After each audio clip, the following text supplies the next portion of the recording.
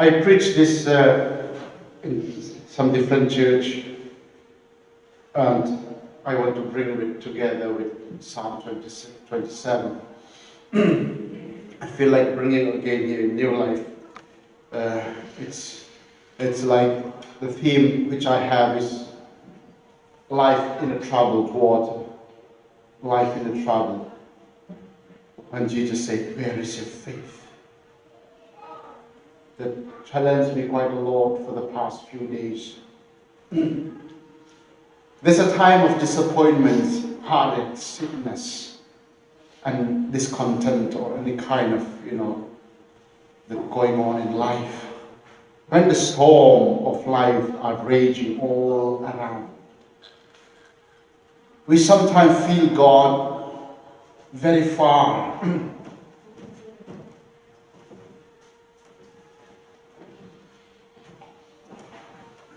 I worship too much. We feel that God is very far sometimes, as if He doesn't exist at all. Even when we pray, our prayer doesn't seem to be answered. And how could God let this happen? Why isn't He doing something right now to stop it or fix it? Those kind of life that we are going through. And we say that He could have prevented this storm, but He didn't. And so sometimes we angrily cried out, "Lord, don't you care? Don't you care?" Here we see Jesus and His disciples in a boat. We see that, when they started off, it was quite peaceful boat journey, whatever I should say. The water was calm, might be a good breeze coming in. But after some time, things have changed. The storm started to hit, the wave is high, and all those things which you don't want it to happen in the sea happens. Sometimes what we don't want to see in lives happen with us. When trouble hit us, who are we? Who are we? When everything is good and fine, we are nice people. I know. I am a nice husband when everything is good in the house. But when something doesn't good, my tone raised, and I started to become quite grumpy. When trouble hit us, who we have become? Who are we? So here we see that Jesus was with His disciples in a boat. They started off in a boat peacefully. Storm hit them. And they all started to panic. They're fighting for their life. You know what was Jesus doing at the time? Any idea? Sleeping. The whole disciples were panicking, fighting for their life. They might try to get hold of something. Oh, hold it tightly, if not you're drowned. They are really pushing themselves to save themselves. In the corner, Jesus was sleeping. So here, inside the same boat, we see two people. Two people. One is Jesus sleeping under the storm, and the disciples fighting the storms. To whom do we belong?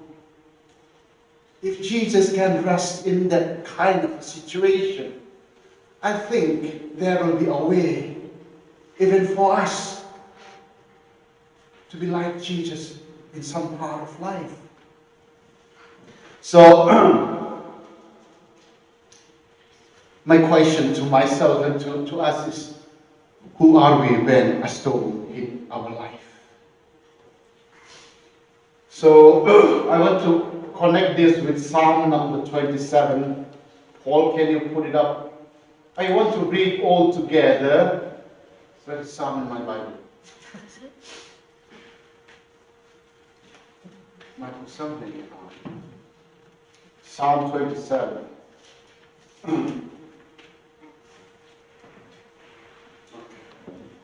Let's all read together rather than me reading alone. Shall we go? The Lord is my light and my salvation. Whom shall I fear? The Lord is the strength of my life. Of whom shall I be afraid? Next. When the wicked came against me to eat up my flesh, my enemies and my foes, they stumbled and fell.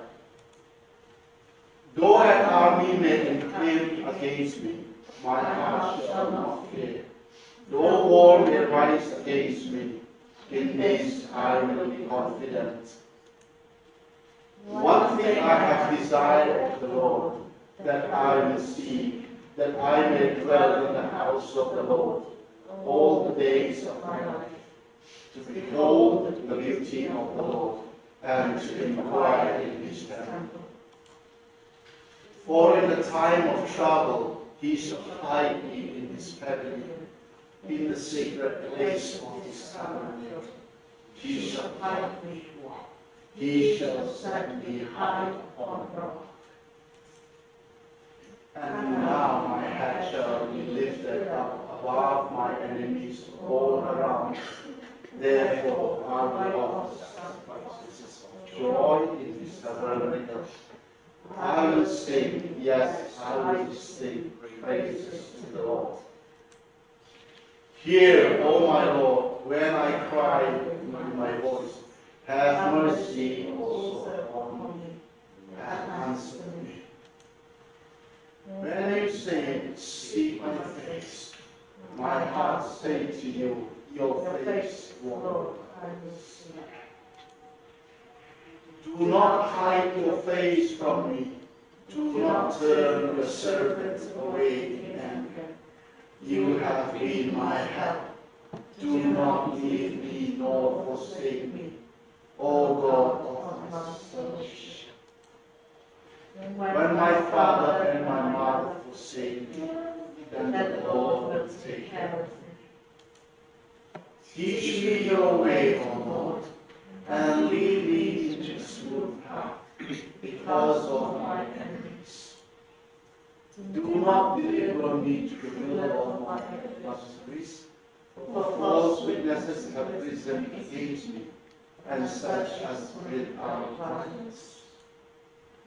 I would have lost heart unless I had believed that I would see the goodness of the Lord in the land of the living. Wait on the Lord, be of good courage, and he shall strengthen your heart. Wait, I say, on the Lord. I find quite powerful this Psalm 27 to me. If I have to, go through verse by verse, it will take a week, but I'll just try to summarize this. This is a psalm written by David, and some scholars say that David might have written this psalm while King Saul was trying to kill him, or it might be during the time when his son Absalom was revolt against him. So if you see this psalm, there's some painful feeling, I should say, at the same time. It's a worship kind of thing going on there.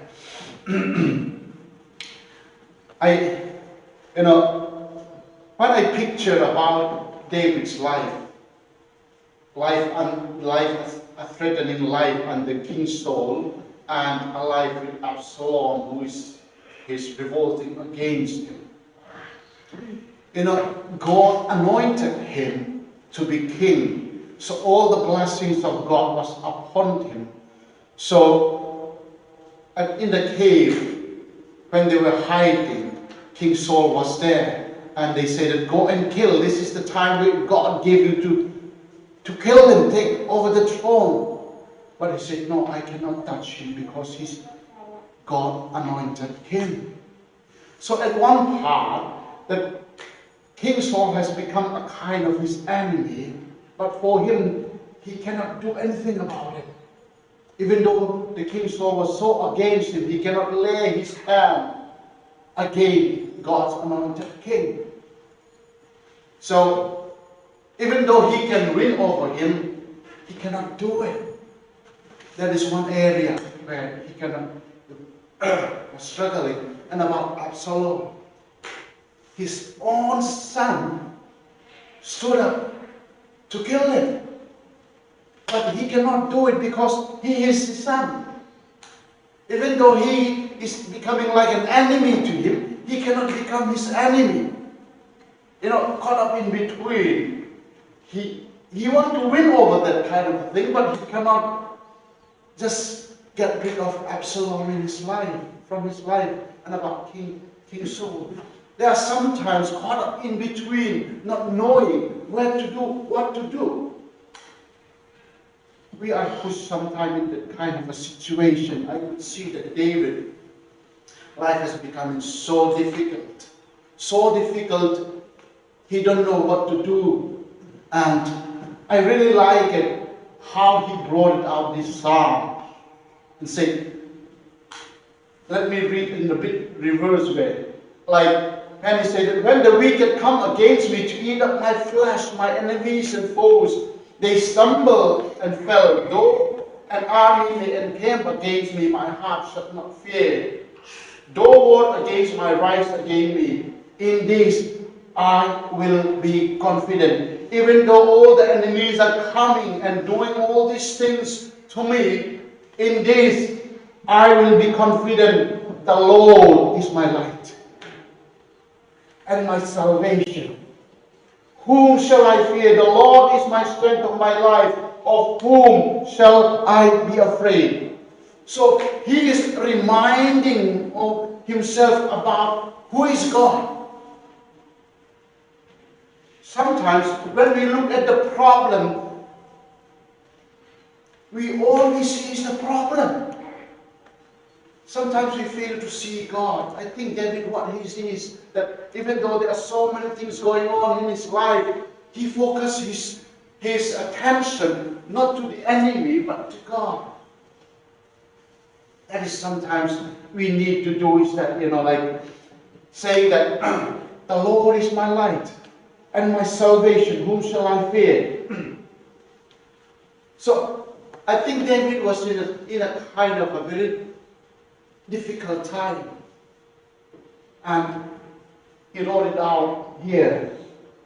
One thing I have desired of the Lord. Now he speaks out about his desire, what he wants to do, where he wants to be.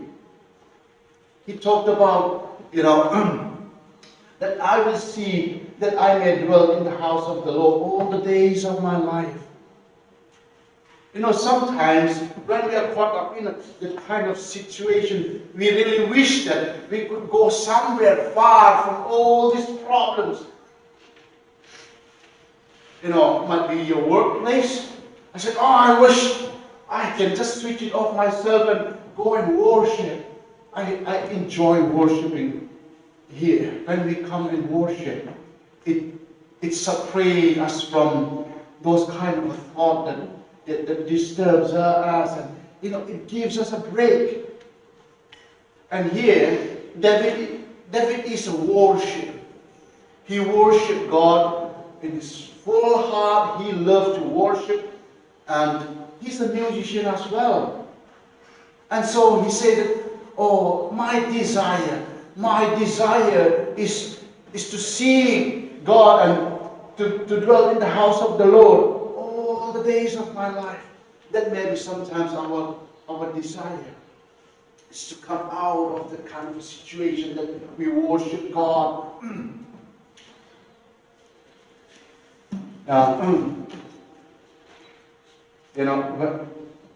He might have reflect about the life that he enjoyed with God. this is really true. When we really worship, when we are in the presence of God, we don't think about our daily lives, what is going on there. God covered us with His presence, and you don't feel about your physical tiredness. At one point, when I was pastoring one church in India, there was such a big, I should say, outpouring of the Holy Spirit. We worship. We don't normally worship. We walk around in a big circle. Sometimes we run around. It's a bit kind of crazy or something. We enjoy. We worship it. I was running around and worshiping for whole 3 hours, but never get tired. I said, how come did I do that? Now I love playing football. Like football, the full time is 90 minutes. I can't even play for 15 minutes. And I was just thinking, how come I did this? We enjoyed the presence. When we enjoyed the presence, we forgot about our weaknesses and all those things. So David might have pictured about those times where he could be just by himself and God, apart from all these things that is going on. So he is having a problem, a kind of a battle, a spiritual war or something. We can be in that kind of a situation many times. I think even for David, even though he's a king, he has the whole army. He cannot just kill Absalom. He has the power to do that. But being a father, he cannot do it. Sometimes, even our children, even though we said, if you don't listen to me, it's going to be bad. But they are children. Even spouse, can be something like that. So I think he got up in between. And now he's crying. He talks about how he loved to worship God and how he enjoyed the temple, the presence of God. And now he comes, hear me, O Lord, when I cry to you. Hear me, Lord, when I cry to you. Have mercy upon me and answer me. When you say, seek my face, my heart say to you, your face, Lord, I will seek. Now there is a time sometimes we seek God, we prayed about it, and as if God hide himself. Here, David says that do not hide your face from me. It might be a point where David feels that God has hide his face from him. And he said that do not hide your face from me. Do not turn your servant away in anger. You have been my help. You have always been my help. Do not leave me nor forsake me, O God of my salvation. There's a kind of a time when he was really struggling. He was looking toward God and said that, hear my cry, hear my voice. And I think we all might have come through this kind of a situations in life. One time or two times, many times. I think this is a kind of a life circle that we come across. That there might be a time when we can't really figure it out what to do. Which way to go, which decisions to make. All we can do is look up to God. God, where are you? Can you do something about this? Can you come and help solve these problems? And here,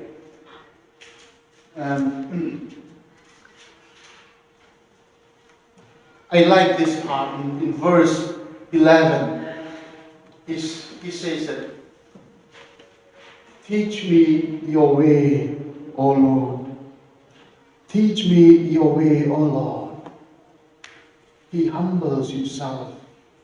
Teach me your way. As a person, it is very difficult for a person to humble ourselves. You know, like driving. If, for me, I know I don't drive the best. I'm not the best driver. If someone complains about how I drive, we take it a very, take it in a different way, or it's very difficult to say that, to humble and say, can you teach me how to drive better? Can you teach me how to sing better? Can you teach me how to be a better husband, a better wife? To humble ourselves is sometimes very difficult. Before God and before people, it's very difficult.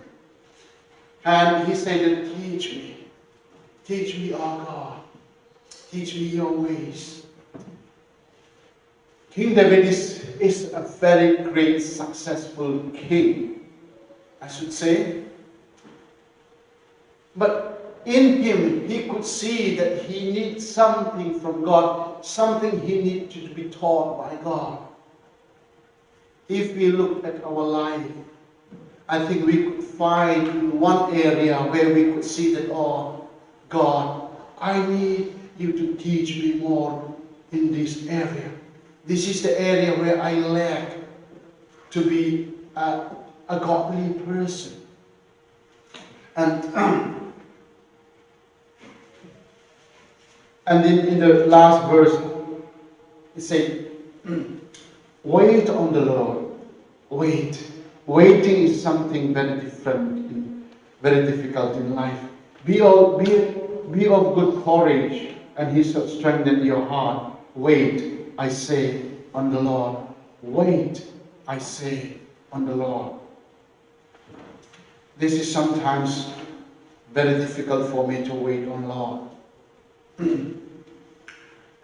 When coming back to the troubled water, when the disciples were with Jesus in the troubled water, they tried everything that they could do to save themselves, but they can't do it. Jesus was there with them in the boat. Jesus is very much with us in our boat. We don't know what kind of a life that we are going through, a hard time, a difficult time. Jesus is with us. Jesus is with us. Even though we might not feel his presence, we might not be freshly anointed, but Jesus is with us. And when they went and wake him up, they said that, I love the tone when they shout to Jesus, say, don't you care? Don't you care that we drowned? Don't you care that we perish? That is a kind of a tone when it always comes out and we are really panicking, disturbed. They should have come and approached Jesus, Master, we are in a great trouble. If you don't do anything, we are going to drown. Can you please come and do something? That was not their tone. They said, might have to wake him up. Teacher, don't you care that we are drowning? In the beginning of the storm, they should have gone to him and said that, oh, things are becoming rough. Jesus is with us inside the boat. And when they wake him up, he said, where is your faith? Where is your faith? Faith is trusting in God and having the patience to wait on what God has to do in our life. Because sometimes God doesn't turn up quite easily. It took 4 days to come to Lazarus. Take time sometimes. But When Christ stepped in, it makes difference in life. Now, even though the psalmist David mentioned about the trouble that he was going through, and he really longed and desired to have that kind of life again. But he chose to wait on God. Choose to wait on God. So today's message is like life in a troubled water. How is your life? How is your boat doing at the moment? Are you fighting this life without Jesus? Are you trying to solve your life without Jesus? Jesus is in the boat. It is good to go to him saying, this is where I am entering. What can I do about this? What do we have to say about this? You know, when they go and wake Jesus up, they involve Jesus in their life. When we invite Jesus, when we bring Jesus into our life, when he becomes in charge of our life, he will make ways, he will teach us his ways, and he will guide us to his will. Like the disciples, I don't know what they might be doing. They might have a small bucket trying to throw the water out. Come on, Caris, you're too slow. You know, something like that. They might be shouting to each other, come on, be quick, Paul. Water is coming in. It doesn't help. When Jesus stood up, all he said was, be quiet, calm. So that is a kind of, someone we need in our life sometimes. So, like David said, wait on the Lord. Let him speak into our life. Thank you.